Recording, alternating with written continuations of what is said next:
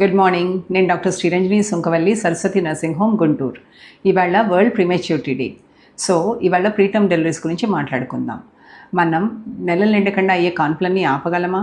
లేదు. కానీ కొన్ని జాగ్రత్తలు తీసుకోవడం వల్ల కొంతవరకు వీటిని తగ్గించవచ్చు. మీ సర్విక్స్ అంటే గర్భాశయ ముఖద్వారం వదులుగా ఉండి ప్రెగ్నెన్సీని మొయ్యలేక వదిలేస్తుంటే దానికి సర్వికల్ స్టిచ్ వేయచ్చు. అలాగే మీకు 3వ నెలలో ప్రీఎక్లాంప్షియా స్క్రీనింగ్ అంటే గుర్రపాతం వచ్చే అవకాశం ఉందా లేదా అని మీకు టెస్ట్ చేసి దానికి తగిన ట్రీట్మెంట్ తీసుకోవడం ద్వారా మీకు ప్రీఎక్లాంప్షియా రిస్క్ కొంతవరకు తగ్గించి ప్రీటర్మ్ డెలివరీస్ కూడా తగ్గుతాయి. అలాగే మీకు ప్రెగ్నెన్సీలో షుగర్ ఉన్నట్టయితే దాన్ని షుగర్ టైట్ కంట్రోల్లో ఉంచడం వల్ల మీకు ప్రీటర్మ్ డెలివరీస్ తగ్గుతాయి. మీకు ప్రెగ్నెన్సీలో యూరిన్ అండ్ వెజైనల్ ఇన్ఫెక్షన్స్ చాలా కామన్గా వింటుంటాం.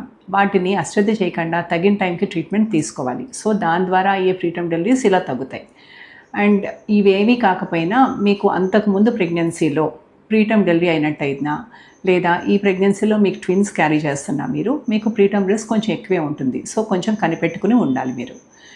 అదే ఇవన్నీ లేవు కానీ మీకు 7వ నెల 8వ నెలలో పొత్తికడుపు నొప్పి కానీ నడుము నొప్పి కానీ ఏదో బరువుగా అనిపించడం పనిచేస్తుంటూ ఉంటే లేదా వైట్ డిశ్చార్జ్ ఎక్కువ అవుతున్నా ఖచ్చితంగా మీ డాక్టర్ దగ్గరికి వెళ్ళండి.